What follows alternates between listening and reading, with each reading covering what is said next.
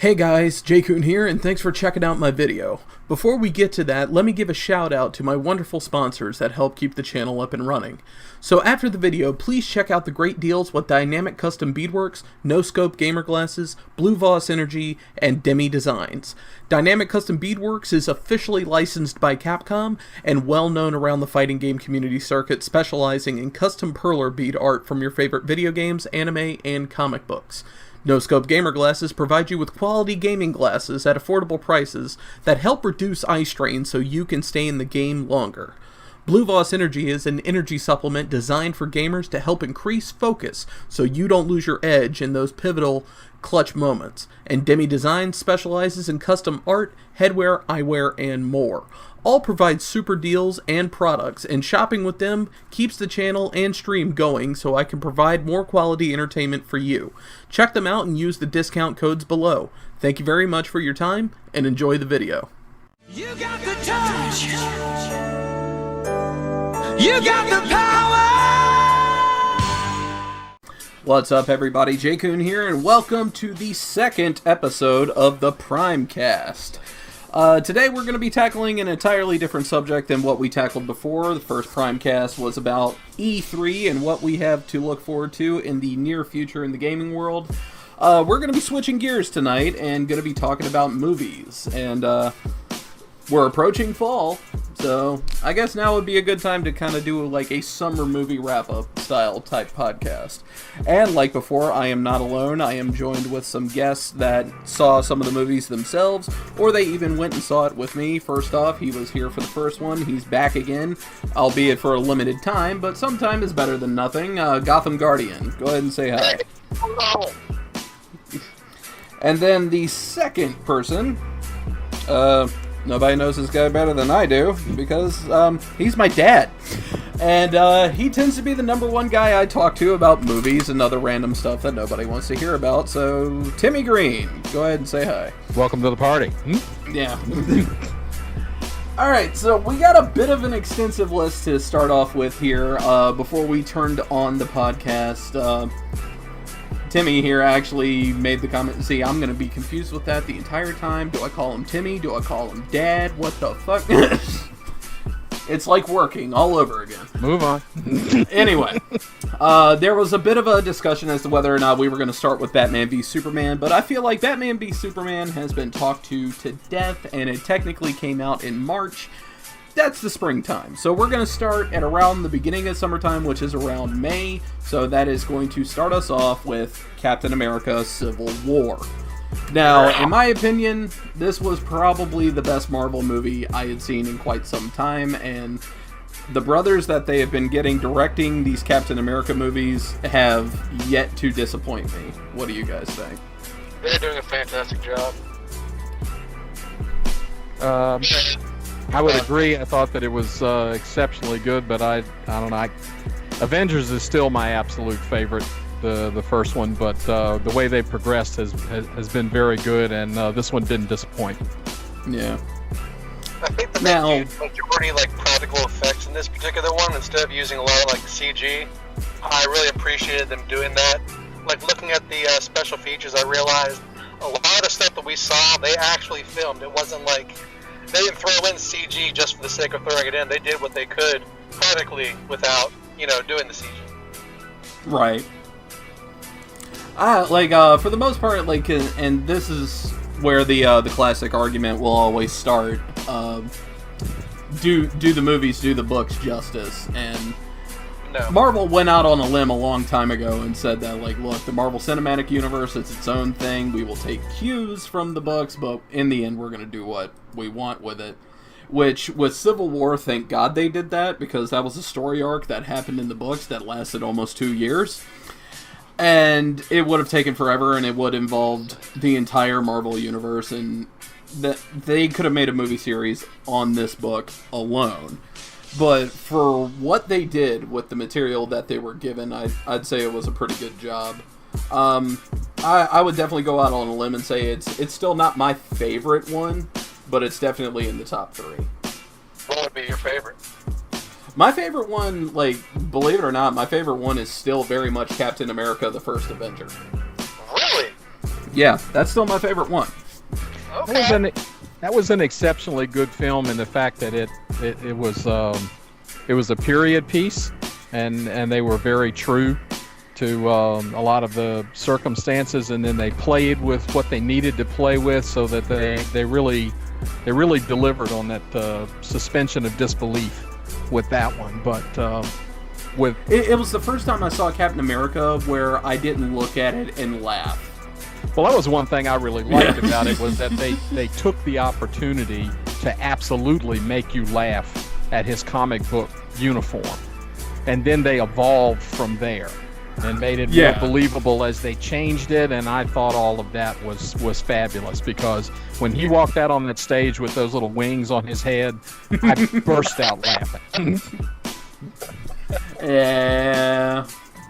But overall, like, I really like what they did with Civil War. Like, somebody made a comment on Twitter, and I don't even remember who the hell said it, but somebody said that the Marvel Cinematic Universe did more for Spider-Man in 30 minutes than Sony did with 5 pictures. And I kind of believe that. Completely agree with that. Yeah.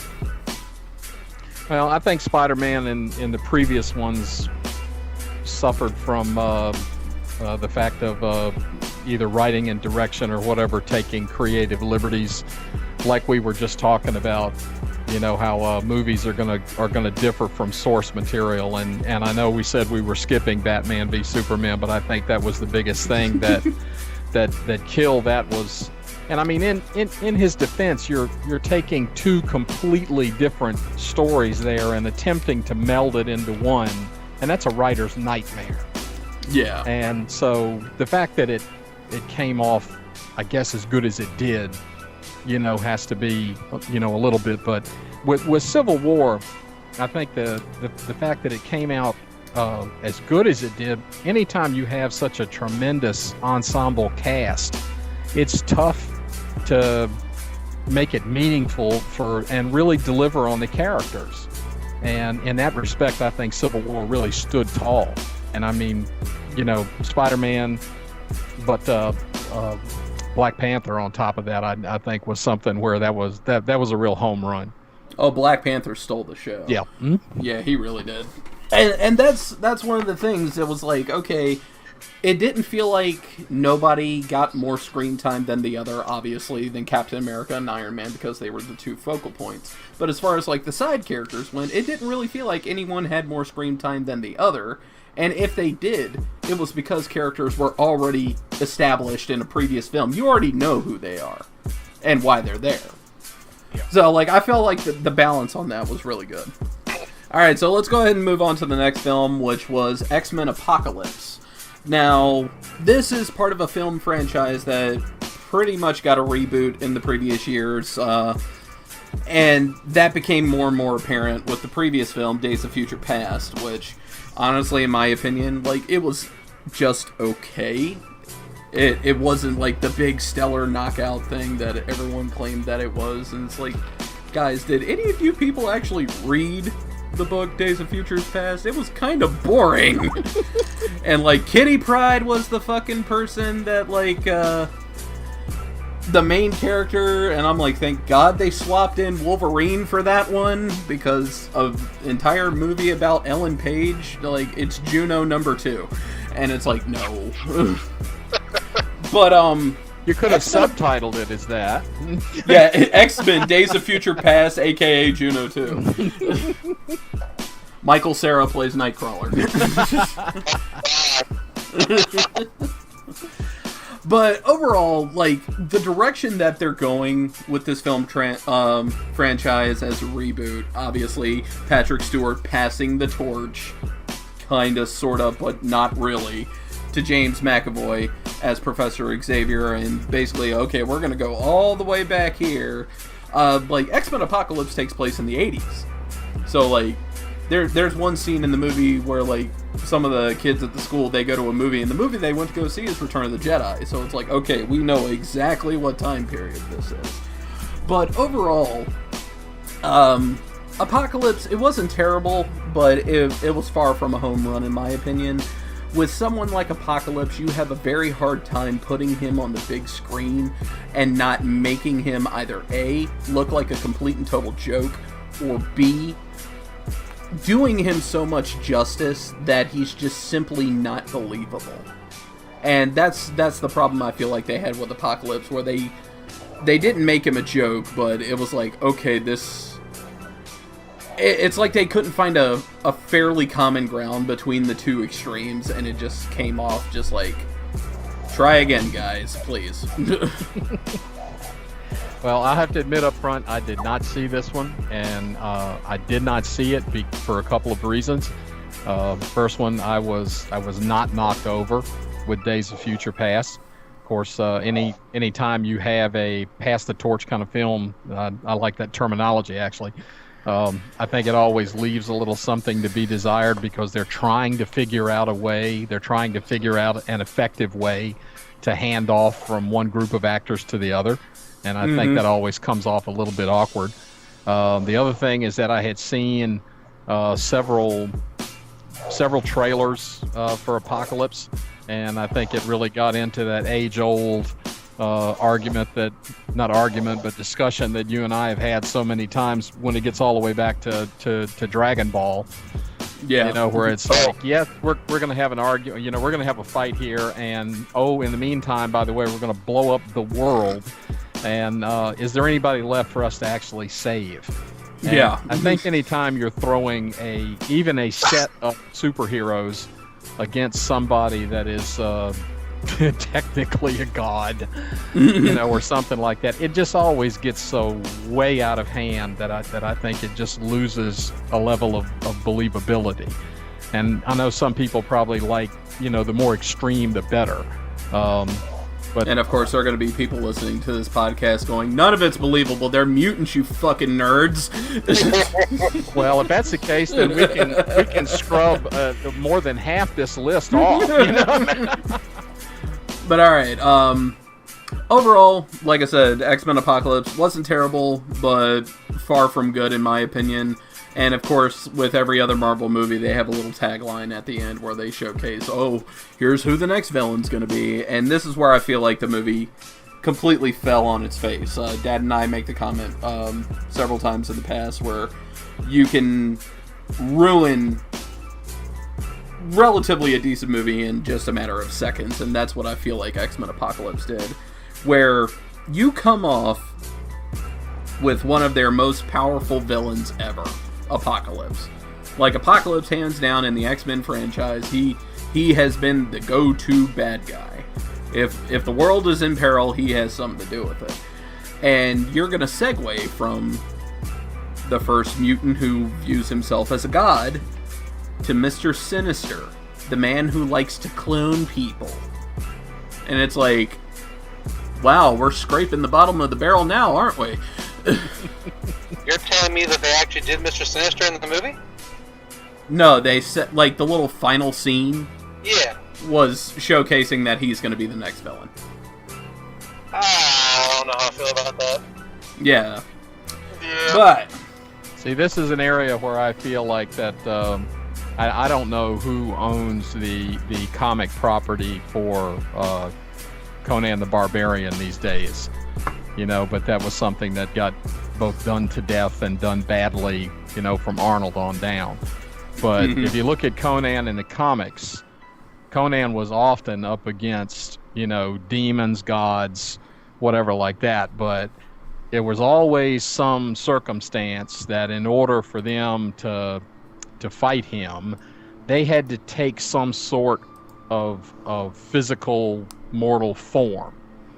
And once they did that, then that opened the avenue for him to be able to defeat them and kill them. And I think that's where some of these other ones suffer badly, is because, you know, I mean, you can have the most climactic scene ever, and you can have it, you know, what looks like is, you know, somebody being obliterated, you know, into tiny little bits and pieces and stuff like that. But then, you know, they'll turn right around in the next movie and, oh, well, you know, he's all powerful, and they'll just reassemble him and bring him back. Yeah. So I think that loses a lot of pizzazz that way. If you're going to scrub him and be done with it. You're already saying movies are separate from the comics anyway. Comics live and die by bringing guys back. That is true. Movies don't have to do that. But all right, let's go ahead and move on real quick. I am going to skip into a part of the list because I want to make sure that Matt is here for this one. Okay. Because it was truly an event to remember. Oh, God. So the next one we're going to talk about on the list is you skipped down to Ghostbusters. We are going to talk about Ghostbusters. Well, I'll just go ahead and chime in at the top that I did not see this one, and I am basing that totally on all of the press that I read about all of the mayhem that went into making this thing, all of the bickering, arguing about whether or not it was going to get made. When there finally was a trailer for it, there was absolutely nothing about the trailer appealing. It all seemed like terrible rip-offs of, the original movies, and not giving any kind of linkage to that at all. And then once you went to see it, and the only thing that I think you didn't cover was hurling on the sidewalk outside. That pretty much wrote me off from saying I'll keep my $12. Thank you very much. So, all right, Ghostbusters. Before I begin here, Matt, how's your recovery going? It's fantastic. All right, so those of you that haven't listened to my live stream, we talked about Ghostbusters like the day after release, and neither one of us were happy. Matt and I went to go see this movie together, and Matt got so distraught over this movie that he had a panic attack and left halfway through the movie. Leaving halfway through. It was about maybe 40 minutes in. I was having a panic attack. I had to leave. It was a really bad movie from what I saw up until when I left. This sounds like what I've heard about in the past about the subliminal flashing red light that brings on an epileptic seizure. Oh, if that's the case, then that light was going on overdrive for the entire 90 minutes of this movie. Yeah. I mean, for the most part, the movie was not funny, in my opinion. It was not funny at all. It was nothing but brain-dead slapstick. It seemed like the majority of the movie was just banking on Chris Hemsworth is being stupid, therefore that's hilarious. And fart jokes. Oh, yeah, not even fart jokes, queef jokes. Oh, yeah, they segued their entire film on a queef joke. That's total class act, guys. The very first joke in the movie was a fart joke, and they claimed that it was like an EVP. And she was listening in really, really hard, and then all of a sudden there was a fart on the thing, and I was like, I looked over at you looked at me, and you're grown alone. I can't even like act like I even can do it, but it was bad. I've heard that groan. Yeah. He was groaning the entire time. It was an experience. I was livid from 10 minutes in to the very end of the film. I'm sorry to leave the rest alone, dude. I have to. Yeah, you should be. I have to admit. I have to admit, I'm actually disappointed about this because when I heard about it, and I think in the long run, this movie is going to take a rap because it was the female cast, and I don't think that's the problem. I think they had a golden opportunity here to create some kind of lineage, some kind of homage, or whatever, make it a legacy film, and somewhere along the line they totally abandoned that idea. And to me, I think that's the biggest mistake that they made, because the people that they had acting, I've seen either on Saturday Night Live or in other film. It's not that they didn't have comic talent. I blame the writing and I blame the direction. Yeah. I also wish that, they had cameos of everybody, from the original, but they were not playing their original characters. That's even worse.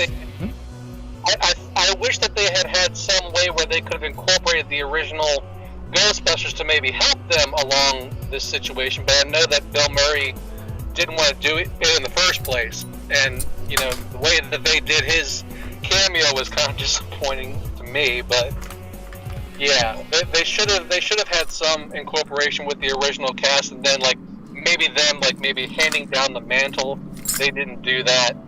Yeah, like Extreme Ghostbusters style. Yeah, that would have been really nice. But although I will say this, I will forever tip my hat to Bill Murray, because he made a quote a long time ago that the only way he'd do another Ghostbusters is if he died. What happened to Bill Murray in the movie? he technically died. Yeah. Like, he kept to his word. I'll give him that. I love it. But yeah, there are cameos from everybody. And again, it's like, for those listening, it's like, I'm not bashing on an all-female cast. I really could have given a crap less about that.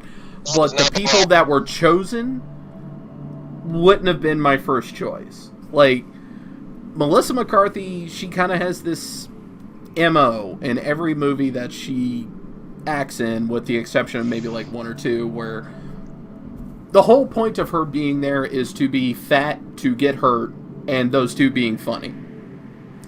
And if that's the range of your acting talent, or that's the only range that scriptwriters are going to give you, it's time to rethink things. And yeah, like, Ghostbusters was hands down, like, at the end of the podcast, I'm be like, what was your favorite and what was your worst? I'm saying it right now, Ghostbusters was the worst movie of the summer. Hands down. Period. I gotta say that it's a combination of that and Ninja Turtles. Speaking of which, yeah, while he's here, because we only got you for a couple more minutes. Yeah. So we'll go ahead and talk about that one next, since that was technically the next one on the list either. Teenage Mutant Ninja Turtles 2: Out of the Shadows. Now, before I go on a tirade about this movie, I understand that I am not the core audience of this movie.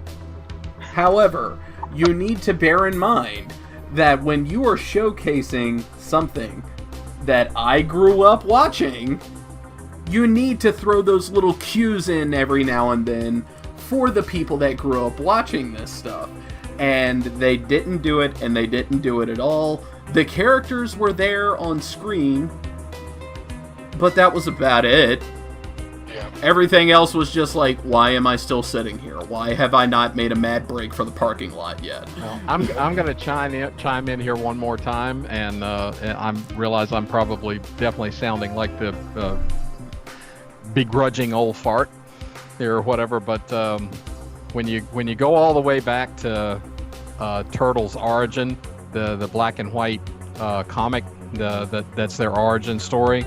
Oh, yeah. And I understand that, they aimed at a younger audience from the first time they started producing, whether it was cartoons on up. The original comic was brutal. Incredibly. And I understand toning that down, but I have watched this evolve from comics to, a film where, it so badly needed the kind of technology that we have to make one today, which this, has. But I've been waiting, 20 plus years to actually watch Leonardo pull his swords out and actually put them to use. And I it's haven't been seen almost that 20 yet. years and we still haven't seen it. And there's been games, there's been other films or whatever where we've watched people hacked into pieces with swords. God knows there's enough horror movies or whatever that cover that ground. I'm waiting to see my favorite turtle finally lop someone's arm. I mean, for crying out loud, Luke Skywalker cut the snow monster's arm off, in Empire Strikes Back. How many years ago was that? There was a little bit of blood there, whatever. Nobody keeled over in the audience because of it. So, Right.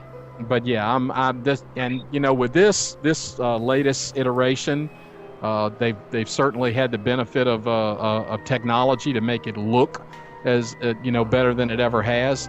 But Michael Bay has also been responsible for destroying some of my, early dreams about Transformers.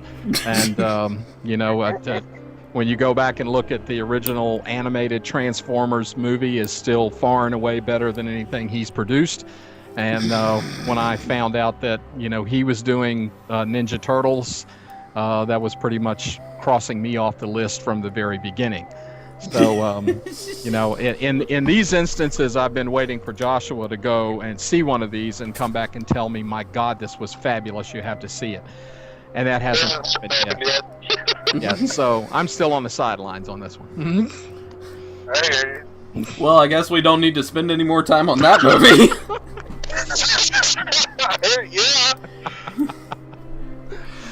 I'm gonna tell you, I had fun for the first maybe 30 minutes of that movie, and then it got to the point where I was like, what is going on? And then you got to the final act, it was as if they didn't finish the CG. There were points where, speaking of Leonardo popped up like in one frame and was gone the next. It was very strange. Like it was an unfinished movie. See, I wouldn't even go that far. It was just one of the things where I think Michael Bay just kind of went with the formula. Well, if it ain't broke, don't fix it. And I'm just waiting for the whole situation that he wakes up one morning and goes, maybe I don't need to write the Turtles into some form of a downhill natural disaster in order for them to have an action sequence. I agree with that. Yeah, because for the first movie, the big action sequence was them sliding down a snow hill. What was the big action sequence for the second movie? Them sliding down a river, having an action sequence. Mm-hmm. Oh, and this time we're going to put in a tank on a river. Yeah. So somebody on the stunt crew told him we could do it. Yeah. Meanwhile, Megan Fox is over there going, what do I do? Just show off your midriff or something. We haven't written your script yet. Lots of limb spray and 360 shots of your midriff. Yeah, and pretty much that's exactly what happened. It was like, okay, is Megan Fox on screen? Okay, Megan, pout your lips and show off your belly button. Perfect. Do we have it? All right, so let's go ahead and we'll just skip Now You See Me Too, since we didn't see that. No, well, I saw the first one, and I was kind of intrigued at first, but the farther it got in, I think the less interesting it got, and it had truly one of the most bizarre endings that I've seen in a movie in a long time, and I think the basis of that alone kind of swore me off for just being totally uninterested in seeing the second one. Yeah. But let's move down to the next part of the list, and I won't lie, I actually watched this the day of recording to make sure I didn't miss something, even though I missed a couple things on this list. Warcraft. This one, I was actually pleasantly surprised about. Now, I knew nothing about Warcraft going into this. I know there's a string of games for them. World of Warcraft has been a big thing for the past 15 years for online gamers.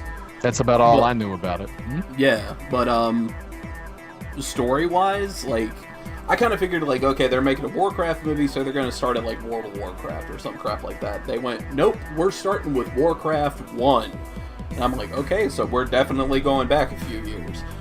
And I gotta admit, while watching this movie didn't necessarily get me interested in playing the games, I'm definitely down for seeing another one because I want to see how this story's going to unfold. Interesting. And, yeah. And just to give a quick synopsis or whatever, I didn't really recognize anybody in the movie except for one guy, the main human of the Alliance or whatever that the movie followed. He plays Ragnar Lothbrok on the TV show Vikings. Okay. Yeah, he was the one that starred in the movie. And unbeknownst to me, these orcs or whatever, where they're supposed to be humans and orcs fighting each other and all that different type of stuff. Apparently the orcs weren't even part of this world. They showed up through a portal because their world was dead and they were trying to find a new home. Okay. And it was like, okay, so, alright, you got me on the hook a little bit. Let's see how you reel it in and all this. And you wind up having this alliance, which is about, like, it's a mixture of, like, the humans, the elves, and the dwarves. And I'm like, okay, so it's like Lord of the Rings. And you have the orcs, who are trying to find a new home, and they're being... That sound exactly like Lord of the Rings. Right? And then you have the orcs, who have this dude who he's able to use magic and all this type of stuff. And his magic is based off sucking the life force out of people and the environment. So wherever this guy goes, everything dies. And you wind up having this one orc who has, like, his own tribe or whatever, realizing this and going, nothing's going to change unless we kill this guy. So he winds up trying to set up an alliance with the humans to fight this guy. And I was like, okay, so I'm seeing the steps here and everything, and then the movie took a very sharp right turn through the wall, over the fence, and into the neighboring baseball field. It took me in a direction I didn't even expect. And I gotta admit, it was one of those very few instances where that turn actually proved to be very beneficial, because it kept me interested. Well, I will have to say this, and this is probably not a fair shake. Number one, with me not being a gamer online, there was a certain indifference on the beginning, but not really because of. I mean, I do like a good epic fantasy, but it definitely gets no more epic than Warcraft. I'll say that. Yeah, but I think there's a little bit of a downside. I realize Lord of the Rings has been, quite a few years ago at this point, but three 3-hour movies of Lord of the Rings, I think, damaged a little bit of my, fantasy psyche. I don't want to be in Middle Earth anymore, Dad. That kind of thing, a little bit, The other thing, and I mean, this is totally unfair, but I just couldn't help noticing. Okay, because back once again with Lord of the Rings, when Liv Tyler, starred as Arwen, mm-hmm. I don't think I've seen a sexier woman with pointed ears in my life. And Paula Patton, who is in this, is also a pretty dynamite-looking woman.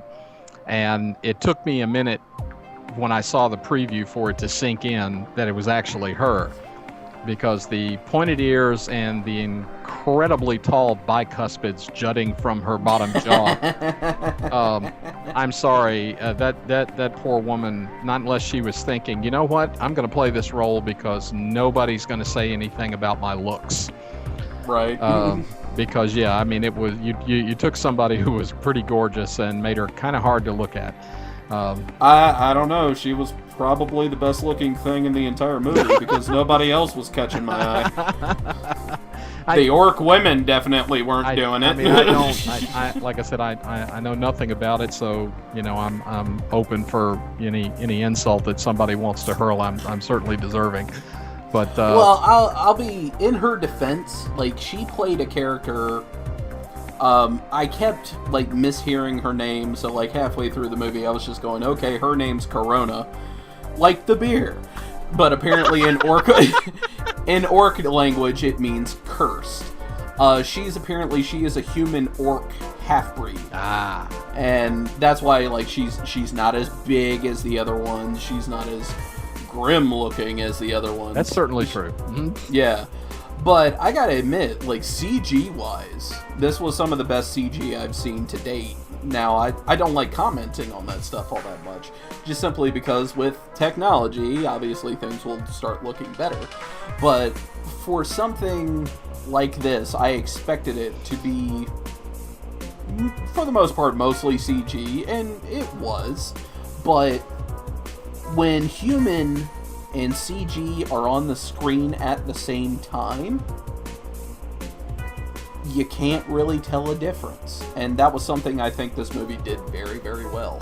Well, I mean, I got to give them credit. We've also had that discussion many, many times about how the advancing of improved game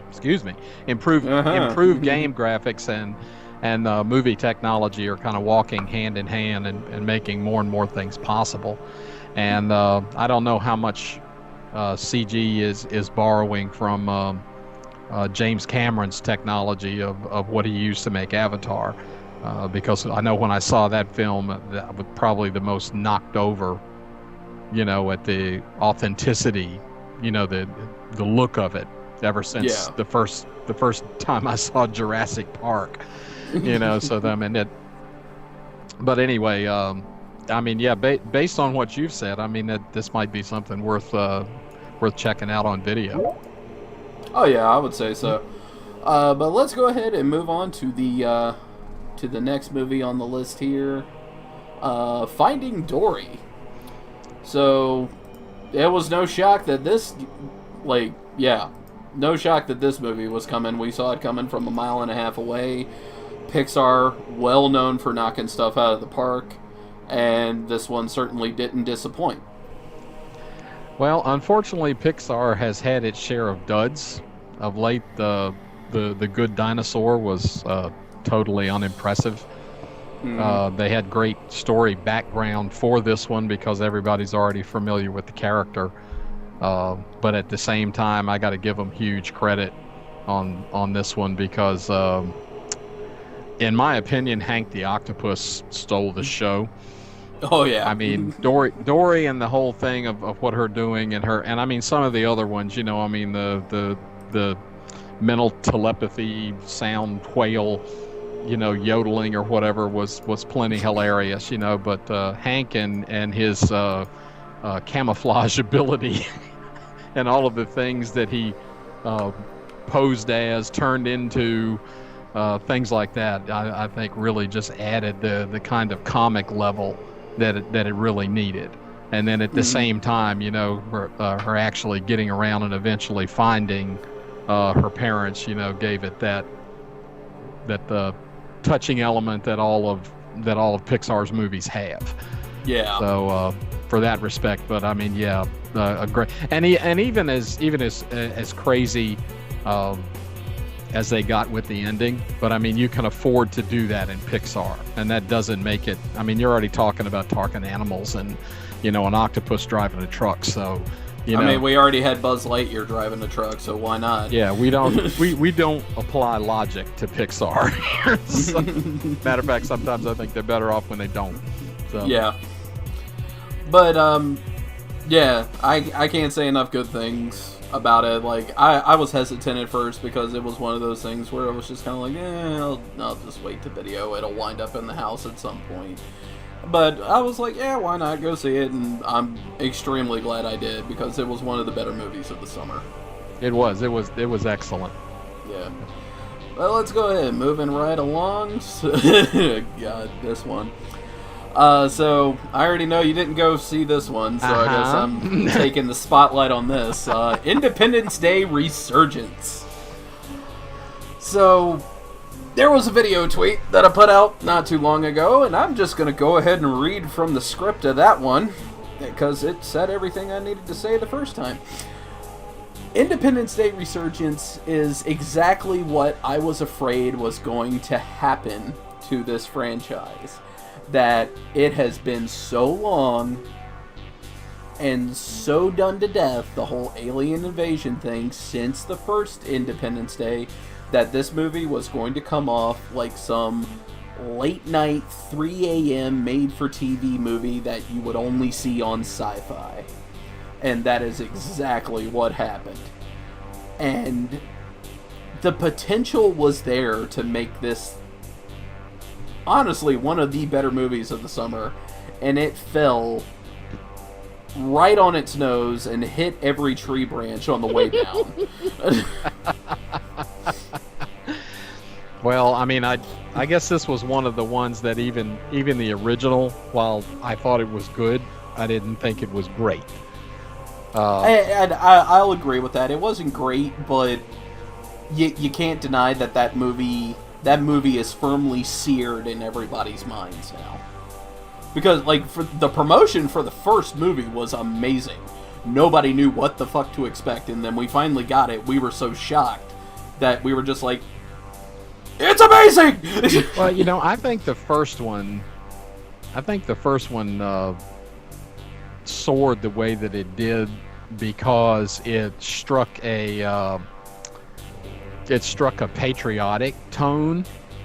Yes. Because, you know, I mean, if for nothing else, Bill Pullman's speech as the president about Independence Day, and then the president himself climbing into the cockpit of a fighter jet to go, you know, lead his men in lead battle. charge, you know, to the big. I mean, you might as well have dressed him up as Leonidas, you know, and charged into the Persian army.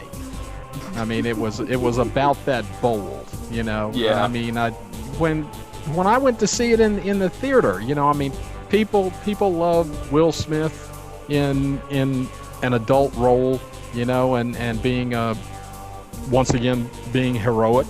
You know, there was one other thing.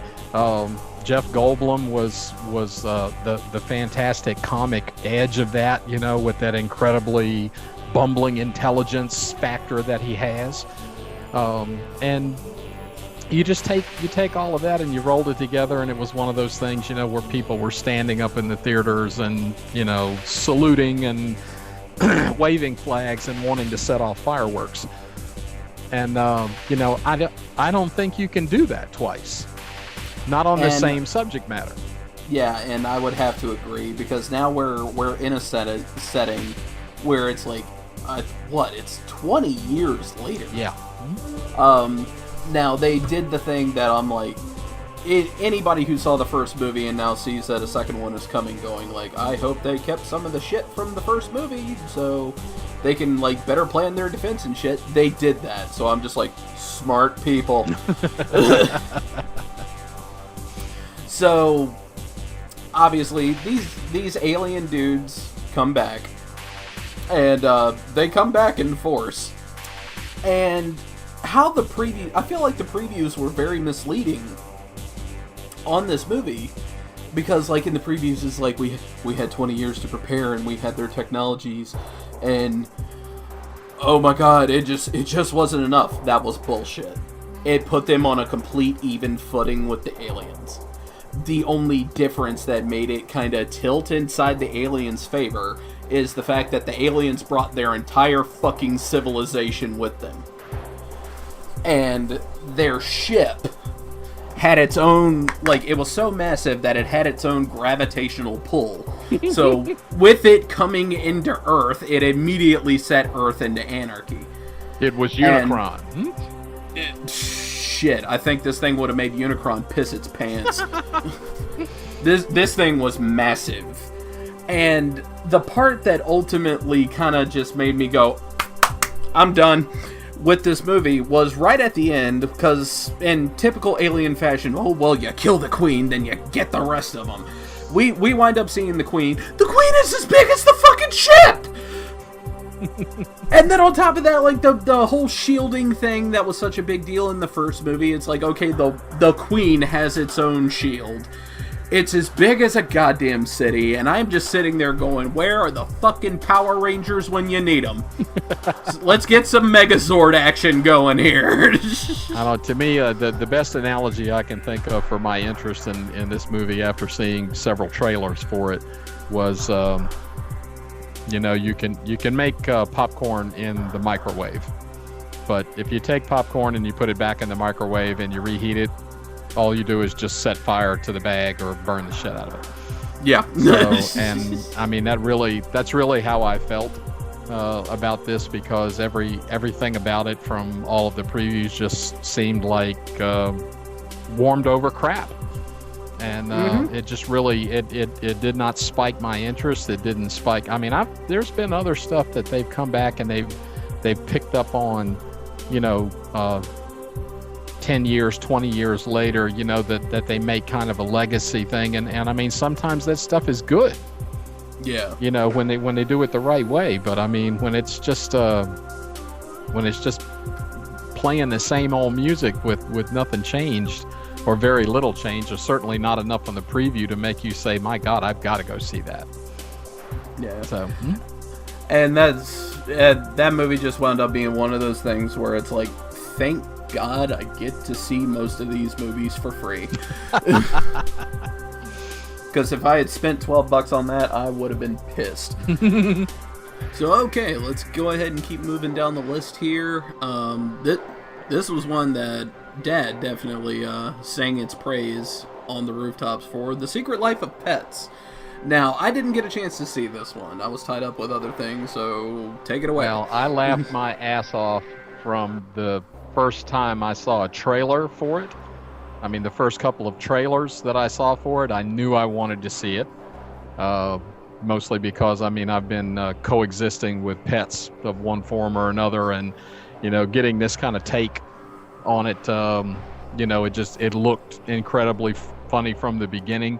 And thankfully, it was one of those things, because there's always a dread fear when you see a really good trailer that you're going to go to the movie and what you saw in the trailer is going to be all the comedy that'll be there.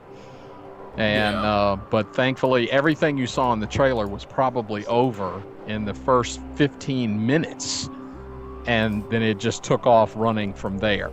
Now, granted, it branched out from, instead of there just being this environment with inside the owner's home, into this, you know, outdoor adventure across the city.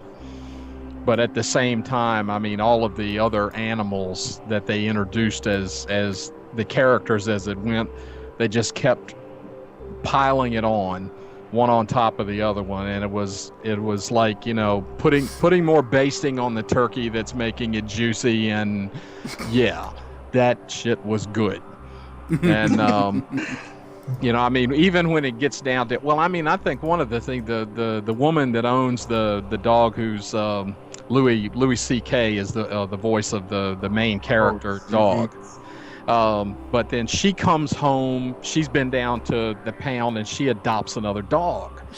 And she brings in this gigantic, shaggy monster, you know, who basically, you know, just starts to take over the apartment and bully the little dog around. And I, you know, I'm laughing at that, because I've watched this situation play out with, you know, cats that like to bully each other, you know, and they get into pissing contests and things like that. But when you add the voices to it, especially when the little one started getting back at, you know, I'm going to start knocking stuff off tables and stuff, you know what, and she'll never believe that I did that. It's got to be your big furry ass that did that, you know, or whatever. And I mean, when he starts the whole subterfuge thing of framing him for all of these, then all of a sudden it's like little Joe Pesci threatening to kill Andre the Giant here. You know? Oh, please let me see that. But then, I mean, once they get out of the apartment, then Kevin Hart was the voice of this little bunny, who was basically kind of one of the, you know, leaders of this ragged underground pet movement, or whatever that functioned and lived in the sewers. You know, there was almost like a mafia gang thing, you know. Wow. And I mean, it like I said, it ran all over the place. But the more it kept going, the characters that they added were either hilarious or they were so stupid you couldn't help but laugh. And, you know, they wind up just bringing the whole story full circle by the time they get back to the end, with them getting back home. You know, and I mean, just that whole, and I mean, the whole thing of so many things that you've seen, you know, there's the very loyal dog. There's the cat that'll eat anything and doesn't give a shit what you think. You know, there's the other there's the little pampered dog, you know, that's been taken and prepped and cleaned and never seen a dirty thing in her life, that's all of a sudden out in the world. And I think one of the better ones that I really liked was, somebody had been Albert Brooks, of all people, is the voice of this hawk that somebody has been keeping on the roof in a box. Hold up, Dad. Pause. Okay. All right, continue. Yeah, I mean, Albert Brooks as the hawk, especially when this little dog comes up on the roof, and you know, all he is just this back in this dark box. You can just hear his voice, you know. But he's like, "Yes, I'll be your friend. Come in, please. Yes, come in and take my hood off. And oh, by the way, ignore all the bones that you're stepping on. Oh, yes, I'd love to be your friend. I haven't eaten one. I mean, I haven't been with one in days, you know." And he just winds up as, you know, he really does have kind of a minor part, but I got to give the animators credit, the looks that he gives people, not people, but the other pet, you know, these other animals that are out there. Like, he can't believe how dumb, how ignorant. Can you believe I'm going along with this? You know, I mean, it's very classically Albert Brooks. But on the whole, I think they did a great job of matching animals to the voices of the people that they used, and I mean, it was a good, funny story, you know, all the way around to the end. Well, all right then. It sounds good. I mean, Yeah. the only thing that I heard, I thought it was Secret Life of Pets, where they kind of had a group that wanted to get rid of the owners. I don't know. Well, you had like you had the alley cats, you know, Okay. the trash can living cats or whatever that, you know, had no use for anybody, and then this underground kind of mafia group or whatever that, you know, that were living under the streets down in the sewers or whatever. That would probably be considered the group saying, you know, we don't need no stinking humans, you know. I mean, that type Okay, of good. thing, you know. So yeah. Yeah, I mean, it looked really funny. I mean, like, I got 2 cats and 3 kids, so they're all kind of in the same boat, you know. I can So- relate. But it looked good. I mean, I honestly would probably give it a shout when it comes to Blu-ray.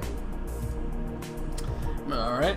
So moving right down the list, we come to what, in my opinion, was probably the sleeper hit of the summer, The Legend of Tarzan. So I was 100% impressed yeah, with this movie in a big way, and I mean, I remember watching Johnny Weissmuller as Tarzan on, you know, like Saturday afternoon, those little cheap B-roll movies that poor man did. Oh, Samuel. yeah. You know, but the one thing that he is iconically remembered for is his war cry, the Tarzan yell, you know. And I mean, they've played with all different versions, but when they paid their homage, I mean, I was already impressed with this movie before they ever got to that point. But when you could hear not that same thing, but close enough to it that you recognized it, you heard it echoing over the mountains, I was like, oh, hell yes. Because, I mean, like I said, it had already been an excellent film up to that point. I mean, that was like getting the cherry on top of the whipped cream, on top of the icing. Yeah, I'm good with that. and like one of the things that really took me about the film was the fact that they were doing this in a situation where it's like, okay, he's already been Tarzan. He's not Tarzan anymore. He's John Clayton. And he's being asked to go back to where he was found originally. And, like, he wants nothing to do with it whatsoever. And he winds up begrudgingly doing it. And then, of course, that kind of starts the whole thing where, of course, Jane winds up getting captured, which Jane by no means is any pushover at all in this film. Jane is no damsel in distress in this movie. Yeah. Which was a very nice change. Like, so many movies, and not just Tarzan movies, just movies in general, so often we see the damsel in distress thing where it's just, oh my god, don't hurt me. This chick is standing up to the bad guy like, man, fuck you. You lucky I'm handcuffed to this pole. And I thought that was very refreshing. And then, of course, you had the comedic flair from Samuel L. Jackson in it as well, and he and Alexander Skarsgård played very well off each other. And then, for the life of me, I cannot ever remember the guy's name who played the bad guy. Christoph Waltz. Oh, Waltz. wow. Okay. He was a bastard. He is the man you love to hate. He's exceptionally good at that here. Yeah, he was exceptionally good at this in this movie, especially when he'd have that little rosary bead or whatever that he had that was made out of like some fancy spider silk, and he'd just choke people to death with it. Oh. And I mean, he was a son of a bitch in Inglourious Bastards too. And he was kind of a son of a bitch in Django Unchained, but he was a likable son of a bitch in Django Unchained. But it's like, this dude has some of the best acting chops I've seen in my life. And I haven't viewed an actor in that way since, like, Lawrence Fishburne in What's Love Got to Do With It, when I was ready to go stalk and kill him for being Ike Turner. Wow, okay. That's a little creepy there, Jkun. Little bit creepy. Well, I mean, that's what I'm getting at. Someone who is so good about being in their character that you buy it, you believe it. And Lawrence Fishburne definitely did that when he played Ike Turner. And Christoph Waltz is the next person that I've seen since him that is able to do the exact same thing. Like, I'm ready to come through the movie screen and kill you myself type of thing. Yeah, I think there's a level. I think there's a level there. You can have a guy who is an excellent villain, and you can have a guy who's a classy villain. And sometimes there's even a villain that you've got a sneaking admiration for, like Alan Rickman in Die Hard. And that, yes, he was classy, he was a jerk or whatever, but I mean, at the same time, he was amusing. He had some great lines.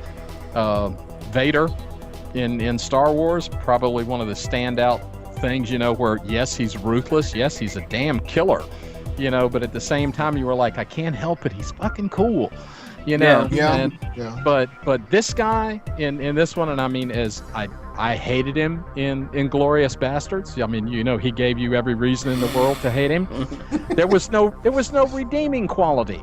I mean, you looked at him and he sells it. He sells it so well because, I mean, this is the kind of guy that if he gets offed, you want to stand up and applaud. Yeah.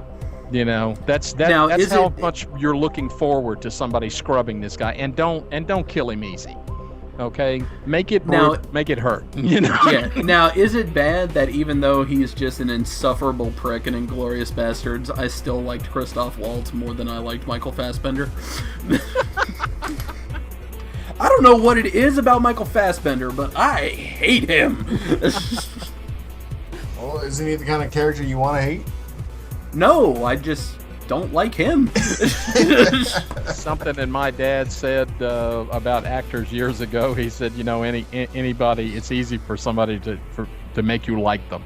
It takes a really talented guy to make you hate his guts. Yeah. So I stand by that. The only thing I've liked Fassbender in so far has been Steve Jobs. And even then, he made me hate him in that. But it doesn't count because that was his job in that movie. Yeah. But alright, moving right along to I think the one thing I have to add about Tarzan that I really enjoyed was the fact that he was not depicted as the king of the jungle. In this, he was movie. Very much an outcast. He had been raised, by a sympathetic ape, if you really want to get down to that. But the one thing that really impressed me was that when he actually went back into the jungle, at one point he comes face to face with this motherfucker got his ass beat. Exactly. I mean, he ran into the pride of apes, all of these apes that obviously knew him, and as a way of showing respect, he had to do this basically a one-on-one, WWE match or whatever, where he got the shit beat out of him. And he kept telling Samuel Jackson the whole time, do not interfere, don't do anything, don't do it. It's like he had to go in there and get the shit beat out of him before that they would respect him enough that he came back, that if he needed them, to help him or whatever, they would do it. Don't walk back in here like you own the joint. And he drove that point home pretty hard. Alright, let's step on the gas a little bit here because that thunder outside is getting loud. I was gonna say, I thought it was raining over there. I was like, is he even able to do this tonight? It is. Like, I've lost power twice. Oh, jeez. Yeah. I'm going to attempt to stream anyway, but we're gonna see how it goes. Alright, moving on to the next in the list is something I know all three of us saw, and that was Star Trek Beyond. Yes. Now, me personally... You're skipping the nice guys. Oh, right. My bad. Let's go to that first. Did everybody see that? No, I didn't even know it was out. like, I pay attention to all the movies that are coming out. I don't know how I missed this one. I'll admit, I watched it on iTunes. I wanted to see it at the theater. Same thing what happened with you. It slipped by. Yeah. Obviously, it didn't get a big box office. It's definitely a period piece. They're very loyal to the time period on that. In that respect, I thought it was very good. I think maybe one of the reasons that it might not have done well at the theater is, let's face it, Ryan Gosling is a female draw. And he's a walking internet meme. You know. Oh, yeah. That too, you know. But I think the one thing that I personally found funny is I don't think I've ever seen a guy who is technically the hero of the movie get his ass kicked as often as this guy did and still come out on top before it's over with. I mean, he blundered into more things and got the shit beat out of him, you know, and got his arm broke, and he has this wonderfully uneasy relationship with Russell Crowe, which, I mean, I realize Russell Crowe was supposed to be a down on his luck hitman here, and he definitely sells that because he looks kind of rough, you know, but and I don't mean that in a good way. I mean, but I mean, the relationship between the two of them, I mean, I think I love good, snappy dialogue comedy. And I think the two of them had that in spades in this movie. They had some good action levels to it. And some people might have been put off by the fact that I'm not interested in seeing guys wearing bell-bottom pants and, you know, a 1980-something soundtrack or whatever. So that could have been some of the things that made it die at the theater. But if it is a period piece, it's supposed to have that. But in that respect, yeah, I thought it was funny, and it did have some good action and some really creative writing to it. Yeah, I mean, I'm a sucker for period pieces, and just from looking at it, so like I'm still shocked I missed it. But I mean, it's kind of like a more serious. I don't even know if you want to call it serious, Starsky and Hutch, or you know, something. It falls that same. Anything is more serious than Starsky and Hutch. This is true. This is a very true statement.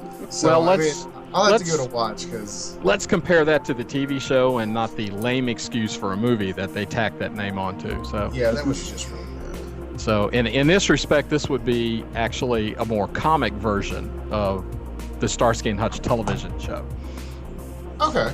And I'll go with that. Mm-hmm. All right, so moving down to what I was going to do before I accidentally skipped the nice guys, Star Trek Beyond. Now, I kind of share some of the same grievances that my dad has. Okay. Being that I grew up in his household, Dad was a big Star Trek guy, even going as far as writing a novel that almost got published. Wow. Yeah. Still am. Yeah. Star Trek has been a big part of my life, and probably always will be. And while I did enjoy this movie, there is a big no-no that you just don't do when it comes to Star Trek, and it's the equivalent of, in the movies, you don't kill the dog.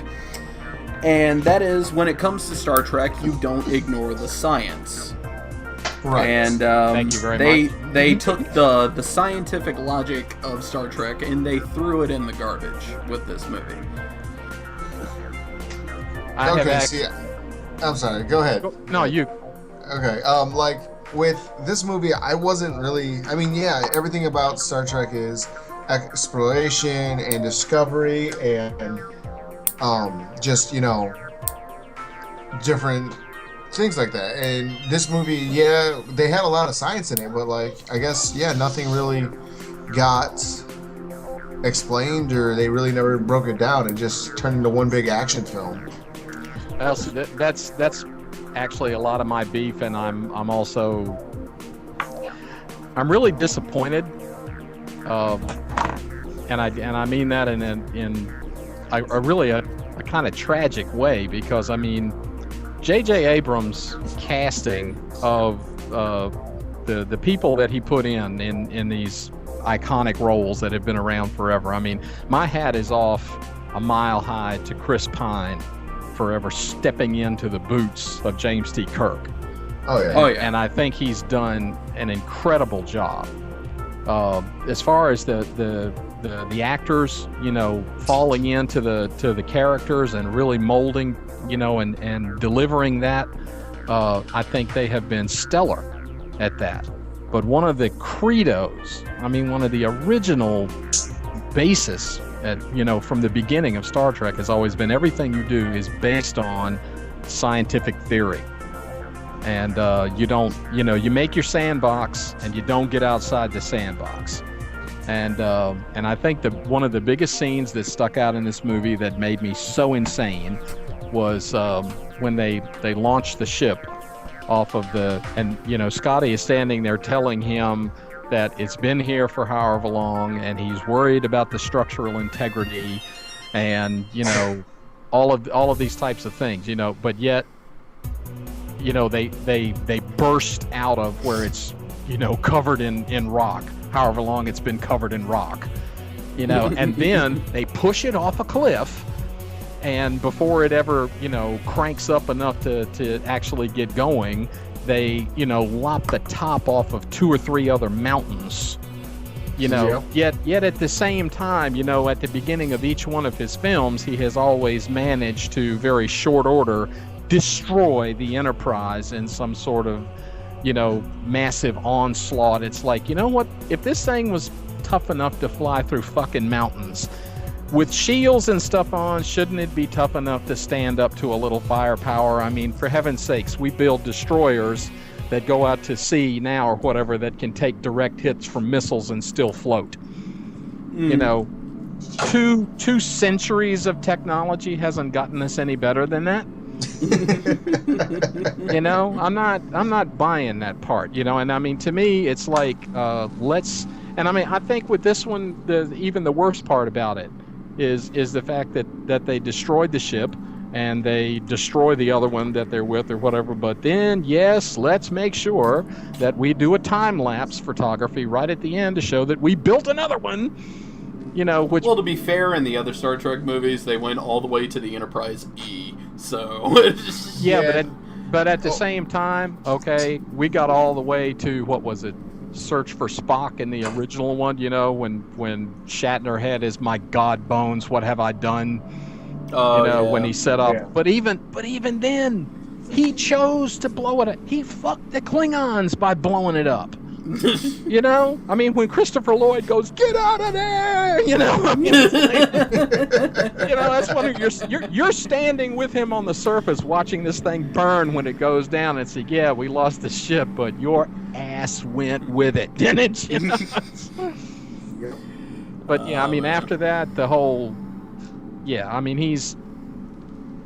I've you know, there have been some good ones along the way, and I give him credit for trying, and I think he's gotten a lot of things right, but the things that he's getting wrong are really just taking. And the other thing is, I don't think his story themes are reaching quite high enough.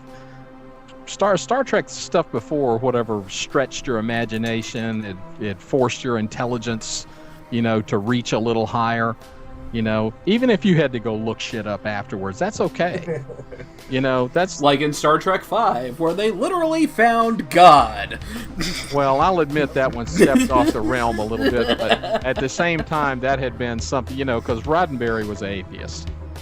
Yeah, that's true. You know, so that part, I'm not... Well, I mean, if you want to look back at the original series, you know, the one where they met Apollo...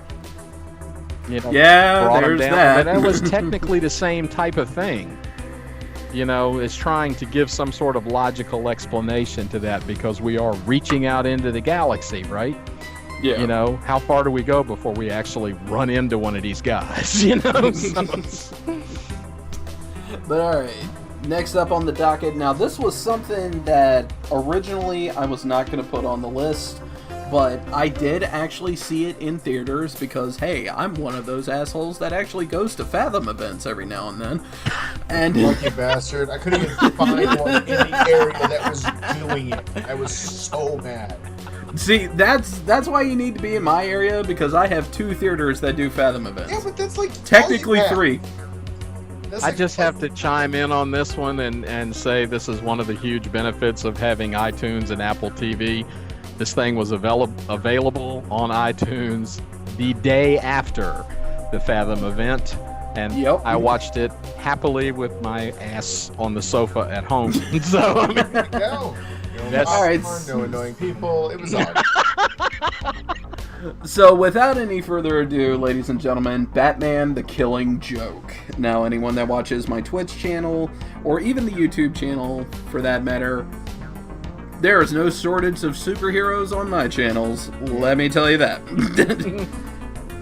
And Batman is no exception, even though I have constantly had to debate with myself, do I actually like Batman, or am I just tolerating him? Well, that's because... I think it's toleration. Yeah. As much as you grew up with Star Trek, you grew up with Batman too. So I mean, and you can blame all that on me. That's fine.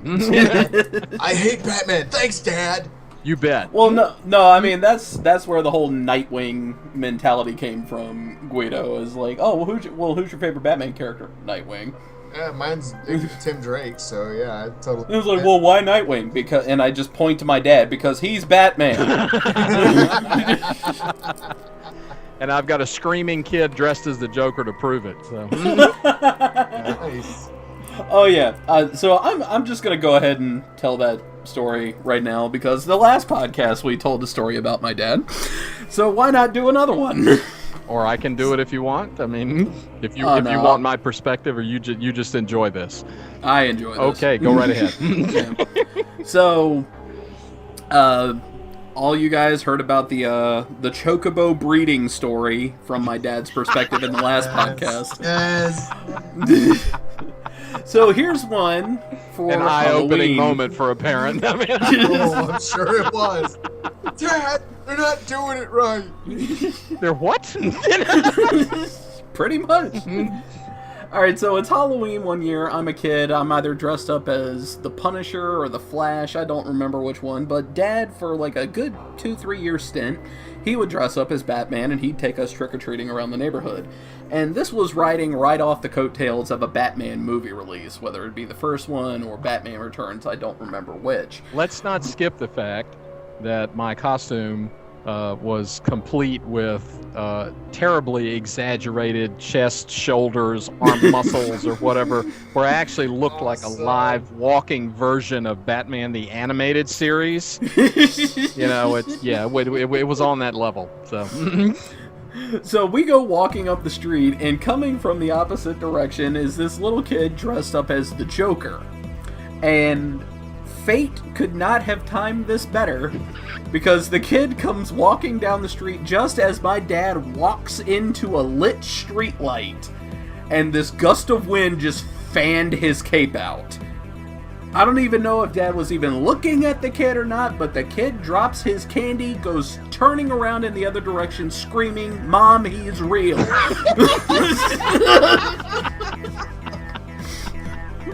Oh, you wanted a kid that wasn't even your own. I applaud you, sir. I was actually walking. I saw him coming across the street. You know, I actually thought I would walk up and maybe even kneel down and kind of, you know, play fight with him a little. We never got that far. You know?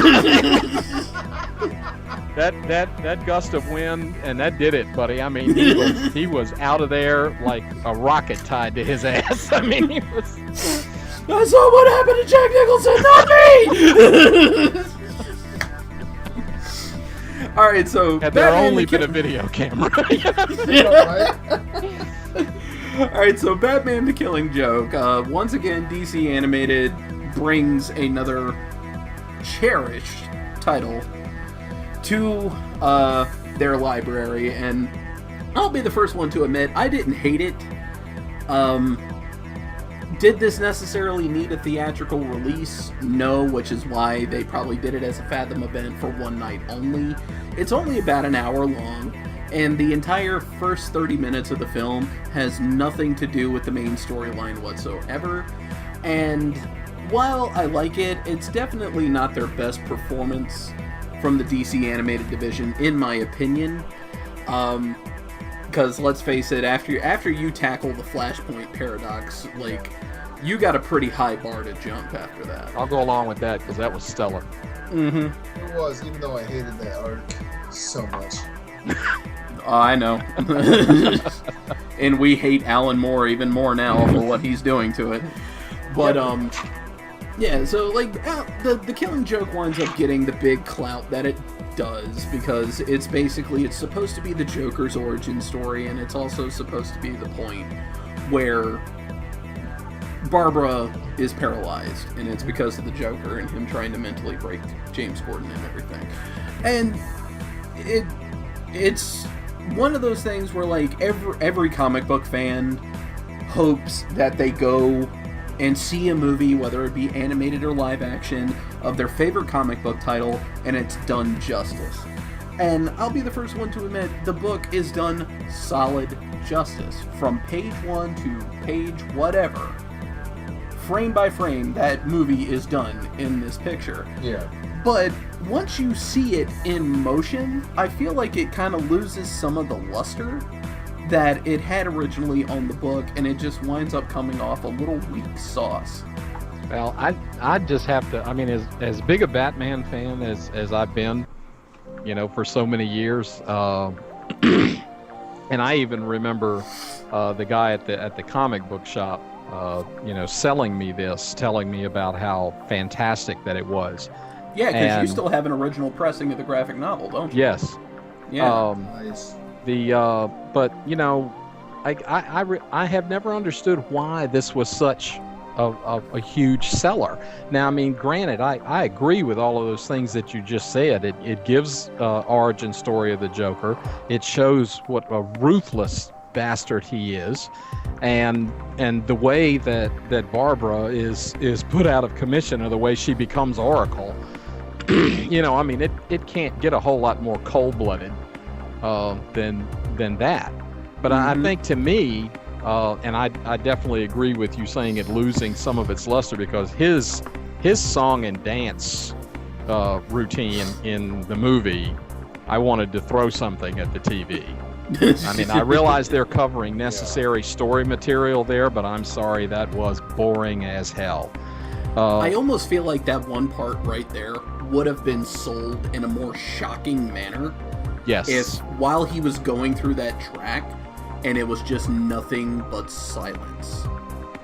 Yes. Yeah. Like, maybe you hear Joker giggling over the intercom a little bit. Or either that, or he's having a bit of a monologue, but for the most part, the only thing you really hear is Gordon's reaction to what he's seeing. Yeah. I think that would have been a lot more chilling. I mean, honestly, like, a lot of movies lose a little bit between graphic and, you know, the big screen, or even the smaller screen. It's something that happens. It's in the delivery, it's in the writing.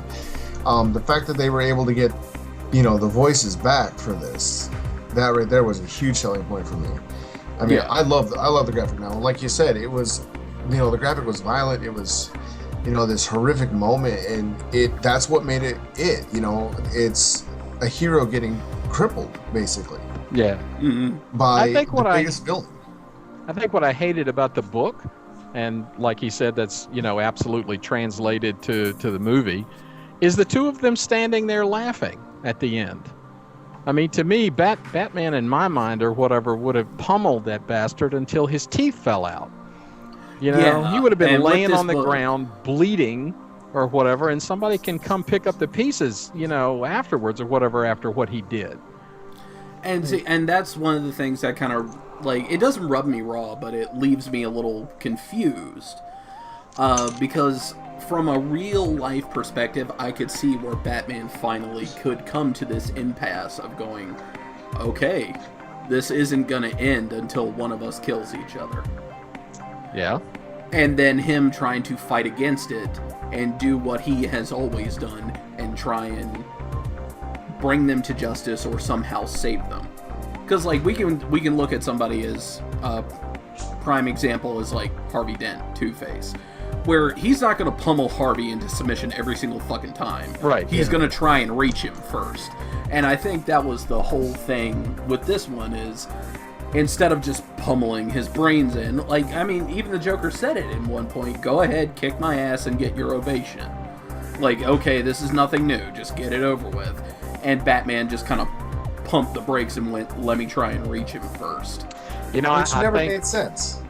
Yeah, I think I would have been much more satisfied with it if it had been with him saying something. I mean, he could have said the exact same thing, but to me it would have been better if he had stuck to a more. And I agree with Batman as the hero here, whatever, trying to come to grips with realizing there's no amount of time behind bars that's going to fix this guy. Yeah. Okay, but if he had, with him saying that, I would have bought it a whole lot more. If he didn't do anything but if he had him by the throat and had him pinned up against the wall and, telling him through the gnashing teeth, you do realize one of these days I'm going to break my one rule and you're going to be the one it happens to. I'm still waiting for him to break that one freaking rule and do it. And see, that's where I feel like it kind of clashes, because like in The Dark Knight, he said something very similar to that. He was like, I only have one rule, and Joker was like, well, that's the one you're going to have to break if you want to play my little game. And now see, to me, that scene in the interrogation room in that movie is hands down the best exchange between that hero and that villain that I've ever read, that I've ever seen. Oh, yeah. Because I mean, Heath Ledger's delivery, because you're actually sitting there, you're laughing at him, and at the same time, it's kind of like a Quentin Tarantino thing. I'm laughing. I'm not real sure why I'm laughing. Because this guy is saying some diabolical shit, but wait a second, oh my God, he's making sense. And when the confusion of that, and then the way, I think the other thing is that once he got him on the floor, I mean, shucks, he broke the window, he slammed him on the table or whatever, but just pummeling him on the floor, and he's laughing at him, and he says, you all your strength and you've got nothing, and he was right. And I mean, yeah, that's really, I have to go along with that, because I feel like this is, out of all of the rogues gallery or whatever, this is the one guy he needs to break that rule on. He needs to throw him off a building and not catch him. And that's why, like, Under the Red Hood, to this day, Under the Red Hood is in my top 3 favorite animated movies. That was a hell of a good movie. It was. And Jason comes out and is like, why is he still here? Yeah. I mean, he's deranged. It's almost that little flirting with that little line of psychotic. But I mean, he's completely correct. Yeah, and he even says it in the film, like, I'm not talking about Penguin, Scarecrow, or Two-Face, I'm just talking about him, and doing it because he took me away from you. And then, like, there was another, like, what Dad was just talking about in The Dark Knight, there's another interaction between him and the Joker in Under the Red Hood that I absolutely adore, where Batman goes all threatening again, and Joker just looks at him and goes, are you finally gonna do it? Or are you just going to put me in another body cast for 6 months? And I'm just like, ooh, that's one for Joker. But I think it had reached a point, across all of the stories, that it was almost like and I mean, you do have to appreciate Jason Todd's, outlook, on the fact that how many other people does this guy have to off or whatever before you end him? Yeah. But at the same time, I think it turns into the kind of thing, because the Joker has continually called him out, daring him to kill him. It's like, nope, not going to do it. Just because you want me to. Yeah, and if you kill him, he wins, type of thing. Sort of. I mean, but yeah, at some point the scale is tilted so far the other way. And, to me, it would have been just as simple as like when Batman Begins ended, and he flew out of the train car. No, I kill you, but I don't have to save you either. Yeah, and it's just like, where does it end? Where does the line stop? And you just let it happen. I mean, Superman killed Zod. Superman's taken a few lives in the comics over the years. Batman has surprisingly enough, I'm not upset over that at all. I'm not either. I'm okay with that. Oh my God, Superman killed somebody. He deserved it. Yeah, it's like, dude's like trying to destroy the planet. He's just as strong as Superman, so he could have killed him, and he would have killed him had he won. So where's the issue with that? Where does the issue lie in that? And I mean, I like The Killing Joke. I thought it was a good movie. I still prefer the graphic better. Kind of like with Watchmen, I prefer the graphic better. Yeah. But I mean, at the same point, they did the book justice in the sense of delivering something visual. Yeah. For everybody to see, and that's what they were going for. I mean, that's why Mark came on. That's why Kevin came back. You know. Right, so I feel like if we keep at it, we'll talk about The Killing Joke for the rest of the night. Oh. So let's move on. All right, so I didn't see Jason Bourne. Dad didn't see Jason Bourne. Did you see it, Guido? I didn't. I've seen all the others, but I didn't see this one. I'm looking forward to watching it though, because Matt Damon. I've read the books. I have the books. Matt Damon. Dude, honestly, like, you either love him or hate him. There's really no in between. I love it. Oh, I love Matt Damon. And I think that his portrayal of Jason Bourne is, for what the writing is pretty spot on. Well, I thought the first couple of movies were exceptionally good, and I think the one thing that I loved about his character over and above any other action film that I've ever seen is, you know, we've seen God knows how many action films of, oh, beware this guy, you know, he's a walking death match, you know, and all this kind of stuff. But yet they have these tremendous firefights, you know, with enough bullets to bring down a battleship. And nobody gets hurt. Occasionally somebody gets nicked, you know, or there's one bullet in the gut that finishes a guy off when 5 should have blown his skull off, you know. Jason Bourne wasn't like that. When Jason Bourne pulled the trigger, somebody died. Yeah. You know, he was a one-shot, one-kill. You know, I mean, he was the epitome of what we've always said. This is how a dangerous guy is supposed to be. And it didn't have to be with any kind of firearm. It doesn't matter if it's a pencil or a pen. The guy was deadly. Which he used. Exactly. Yes, he did. Exactly. All the way around. He was impressive. But once again, it was one of those things that, but the farther they get in, I think you've lost the originality, and you have a hard time keeping it interesting. Mm-hmm. And I guess when you get to the 4th movie, you're going to have to sell me something pretty strong in a 2-minute trailer, you know, that more than just the fact that it's the same character. You got to give me. This is the 5th movie. It's not the 4th. That shows where I stepped off the cliff. I thought Chris Pine did the other one. No, it was Jeremy Renner. Okay, thank you. Yeah, that's it. And that was an offset of the Treadstone Initiative. And in this one, you know, it's just a continuation on of him discovering more about Treadstone, discovering more about himself. Which the one with Renner, I enjoy. Oh, the one. Which also explains why Hawkeye never misses. Hawkeye's really Treadstone. Treadstone is now in the Marvel Universe. Canon.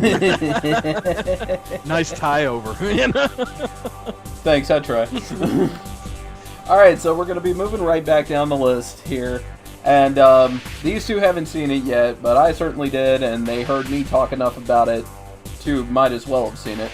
And that's Suicide Squad. Now, this movie caught a lot of flack. In my opinion, it was a victim of overhype. There was way too much exposure. Hell, at one point it just seemed like anybody could just walk onto the set and just go, hey, can I get a copy of the script? Appreciate it, thanks. And then they just posted on Twitter the next day. Is it the best DC movie I've seen? No. Is it what I think they should have led the DC cinematic universe with? Again, no. I will still hold true, regardless of my issues with Batman v Superman, that Man of Steel is where that needed to start. But was it a step in the right direction for this DC Universe cinematic thing that they're trying to compete with Marvel with? That is a humongous yes. It had points of comedy where you were laughing your ass off. There was points where you empathized with characters.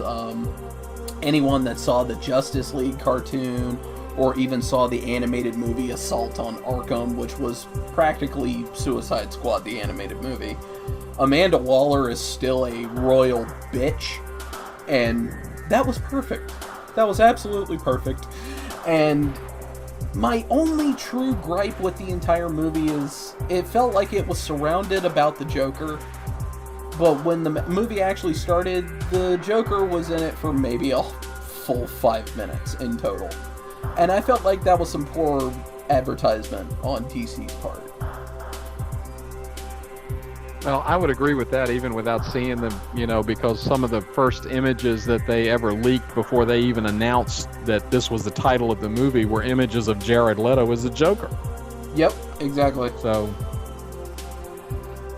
but overall, it would definitely be something I would go see again.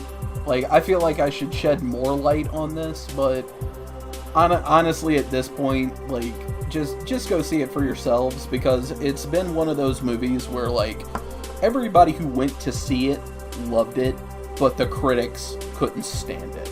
So I'm just going to leave that one off with, go see it and make up your own damn mind. I was going to say, when do we ever trust critics? Critics are self-hating. I mean, they critique themselves.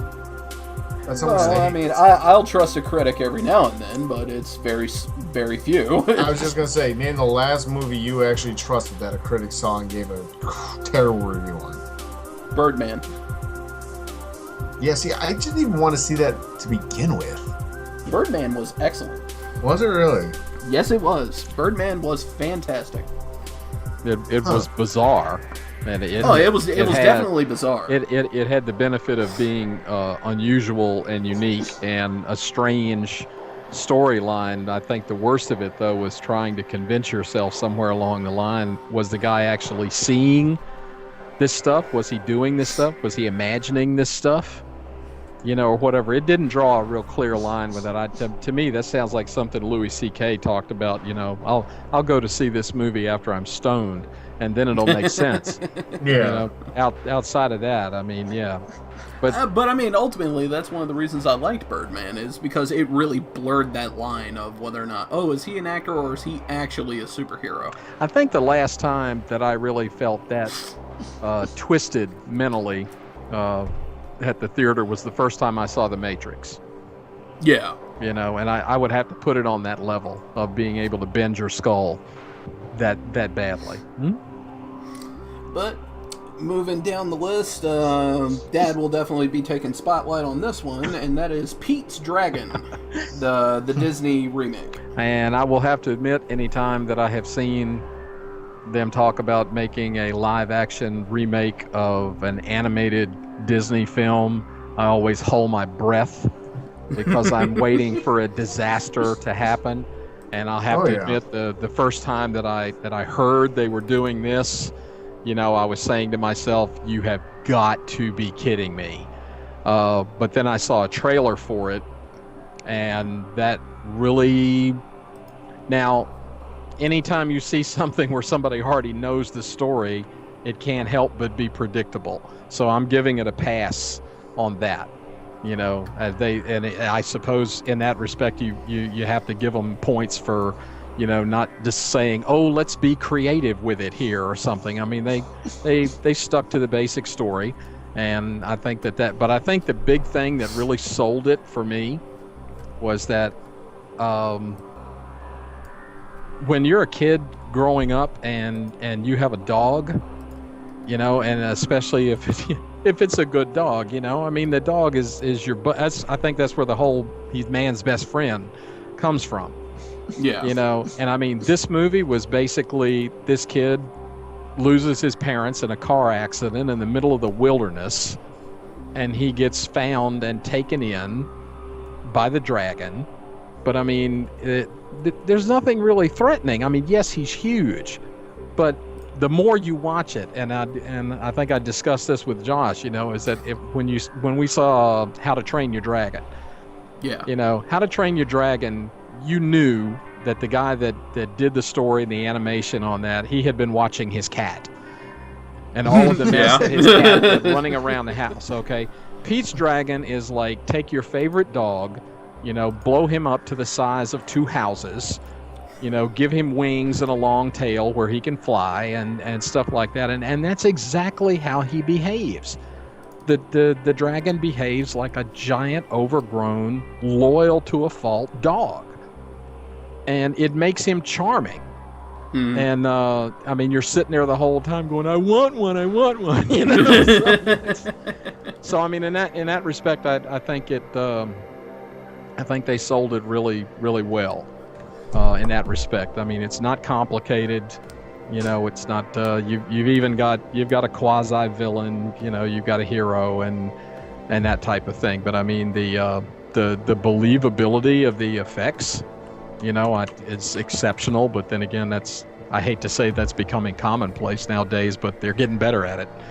But yeah, in those respects alone, I thought it was well worth the situation. I think anybody that's ever had a dog when they were a kid and they lost it when they grew up or whatever will want an Elliot for themselves. Yeah. But alright, so we are at the bottom of the list here. I don't know if Guido saw this one, but me and Dad definitely did, and are more than ready to sing its praise, and that is Awesome. Kubo and the Two Strings. Awesome. I was hoping this would be on it because I'm like, I saw it when I went and saw Star Trek. Like, I saw a trailer, I saw the posters for it. It looked amazing. I was just like, I have no idea what it's about, and I just saw it. It was definitely one of those pieces. It's a very stylized piece, very, very set in Japanese lore, and it was just executed with absolute beauty and precision. Like, I absolutely loved it. I think the one thing that really kind of knocked me over about it was how, I mean, there's obviously a lot of 3D animation, but at the same time, the backgrounds and the environments that they work through, I mean, their loyalty to Oriental culture is amazing. Not only in the storytelling, but in the look of everything, and it just immerses you. The beauty of the backgrounds and the places that they travel and the things that they do or whatever is just every scene that changes is that much more amazing. Yeah. And the beauty of all of the things that Kubo is able to do with his magic that he's inherited from his parents is all. And I mean, and it's got a good heart-tugging aspect to it at the end. Yeah. You know, so I mean, in that respect, I mean, it really drives home not just some action, not some great characters, some good comedy. You know, he's basically on kind of a quest that you don't know the answers to it. You know, so the things that they do, you know, you find yourself cheering for him on and on to get through the struggles and to survive and you know, accomplish the goals that he's after. So all of those respects, I mean, it's great that it's a different culture, it's an original story you haven't seen before, and it's beautiful to look at. Yeah. That and just my tip of the hat to Matthew McConaughey in that movie being the, I don't want to say the bumbling hero, but the hero without a clue. Oh, until the very, very end. Well, I thought that was great the way that they did that, him being this. I mean, the last thing that I would think of being epitomized as a samurai is a beetle. Yeah. You know. Oh, really? Oh yeah. But it makes sense though. But at the same time, that scene where if he falls down and he's on his back and he can't get back on his feet because the beetle can't get back on his feet is just, it's too funny. I got it. Okay, I don't got it. A little help. Nice. You said Matthew McConaughey was the Beetle? Yeah, Yes. Matthew McConaughey's the beetle. Charlize Theron is the monkey. Mm-hmm. Okay. Yeah, and she's a badass in the movie too. That's for sure. Mm-hmm. Yeah. Awesome. Overall, just absolutely fantastic film from start to I want to finish. see this movie now because I want to hear if the Beetle goes, all right. He comes close. Oh, they didn't give But alright, so we are 100% through the list. So that is pretty much going to wrap up the podcast here. Real quick, Dad, what was your favorite movie of the summer, and what movie are you looking forward to in the coming months? Ooh, that would be an awfully tough from a comedy aspect, I would have to say The Secret Life of Pets. From a action and drama standpoint, I think I'd have to go with Tarzan. Yeah. And what movie are you looking forward to seeing? I can't think of anything that I did see a preview the other day for a thing with Jennifer Lawrence and Chris Pratt called Passengers.